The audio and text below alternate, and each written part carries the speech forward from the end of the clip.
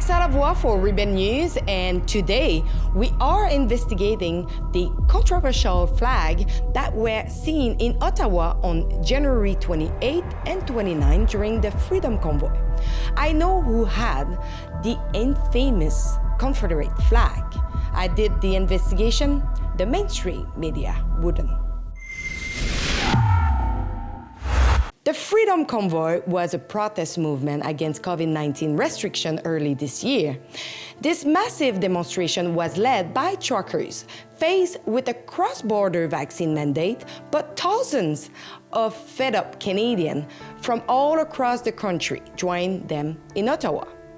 Justin Trudeau then made this statement. To the nearly 90% of truckers across the country who've gotten vaccinated, who continue working hard to keep us fed and keep our economy moving, thank you.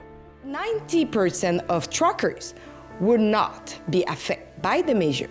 Yet, during the Commission of Inquiry that took place in Ottawa recently to investigate the reason why Justin Trudeau invoked the Emergencies Act on February 14, we were able to read on the note taken by the Deputy Prime Minister Chrystia Freeland that in fact it would have probably been over 40% of truckers affected by the new measure. So who is telling the truth? The peaceful convoy demonstration lasts about 3 weeks until dismantling on 18 and 19 January 2022 after the government used a counter-terrorist law, the Emergencies Act, to arrest protest leaders and seize bank accounts of those involved. A day before the convoy arrived in late January, a City of Ottawa councillor, Ariel Truster, tweeted a picture of a pickup truck with a Confederation flag hanging in the back. And she wrote, "Yes, that is a Confederate flag. In case you had any doubt about the intention of this racist convoy, stay safe, friend." She didn't talk to the person with the flag. She assumed through her own bigotry that the flag must be related to the convoy. Two other instances arose. The January 29, where a Nazi flag and a custom-made Confederate/trucker flag were seen. The custom Confederate flag seen in Parliament Hill was carried out by a fully masked man who obviously didn't want it to be recognized. For more about the investigation, you can watch my previous report. The link will be in the description below the video. On the last day of the Public Order Emergency Commission, the official investigation into the government abuse of the Emergencies Act, also known as the Trucker Commission, a man came to us on the street to tell us he was the one responsible for the Confederate flag on the pickup. I was a bit skeptical, I would say. Where was he all this time? And why come forwards now after his flag was used to taint the action of thousands of peaceful people who had nothing to do with him? But why did he decide to come now to talk to us? And a friend of mine sent me today that Brendan brought it up, and that's why I came down here and I talked to Brendan briefly, and now I'm here again. And you wanted to just clarify? Clarify that I'm me, and yeah, that's my truck. Because I didn't want the questions being asked, like, who is this guy? Well, here I am. Today, okay, maybe a little extravagantly dressed in a different way, but you'll know who I am. I was there all the way through the convoy. I have pictures of I'm driving around like dressed as Santa Claus in my four-wheeler. Was it him on Parliament Hill with the Confederate flag on January 29? And when did he remove his flag? No, it was not. I can't afford to make a custom-made flag like that. That flag was made custom-made, and then what, disappeared? That's a lot of money to put into a flag, and I don't have that kind of funding. Where and when where your flag was seen? Yeah, the 28th there, and didn't sure not. 29th, I heard a few, and then by the 30th, it was off. It was on the rear box of my truck, and it was there for about 3 days until somebody diplomatically bought it off me rather than tell me what to do, you know. But it wasn't a racist or to go against the convoy or into anybody. It's that I'm a rebel. The Confederate flag is not a thing here in Canada. We have no ties to it. There is no historical context for us.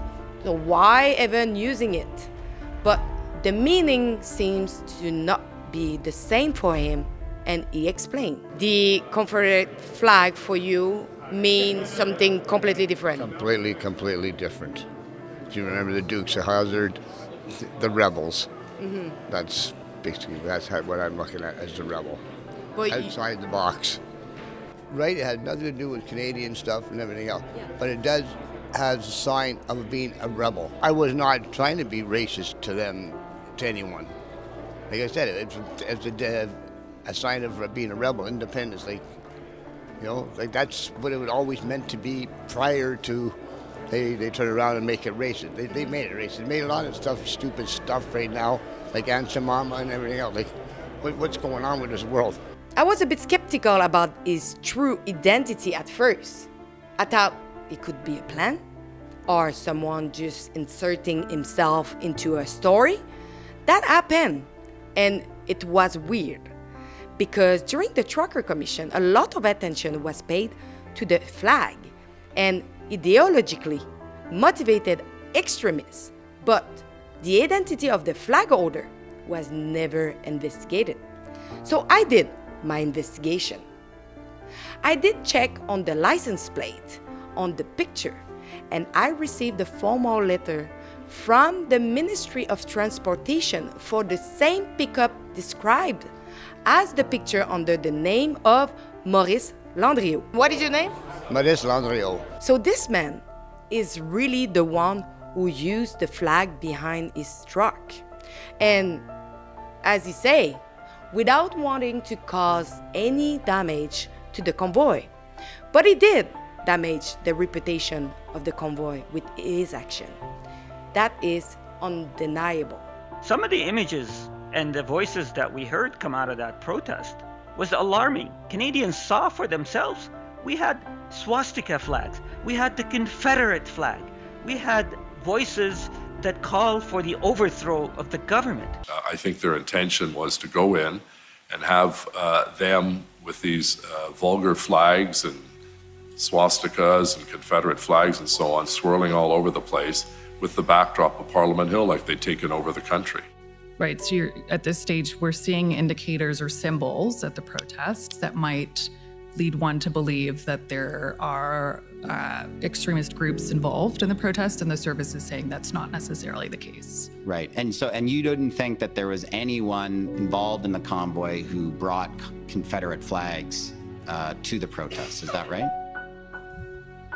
Not that I was aware of. What the video, I seen the video of a masked man, like wearing a winter balaclava, walking through the crowd with a Confederate flag, and the video that I saw was a number of protesters telling him to get out of there because he wasn't welcome, and they didn't want that type of symbol being associated to the convoy. Right. All the convoy people left their Confederate flags at home, like Mr. Barber. We won't give in to those who fly racist flags. And the shaming politician were looking for any whiff of radicalism to use against the convoy. That was evident in the text message between the PMO, Marie-Lise Power, and the communication staffer at Public Safety. You know, sometimes things have a meaning for some, but optic are everything. And he who tell the story first set the agenda. It was Alexa for Rebel News. If you didn't follow the Trucker Commission, you can still do so on our special website that we create specially for the event. It's called truckercommission.com. confederate.com. And on this website, you can rewatch all our report. You can be up to date. And also, if you want to help us that we continue our journalism, you can chip in whatever you want, whatever you can. Everything would be appreciated. Thanks.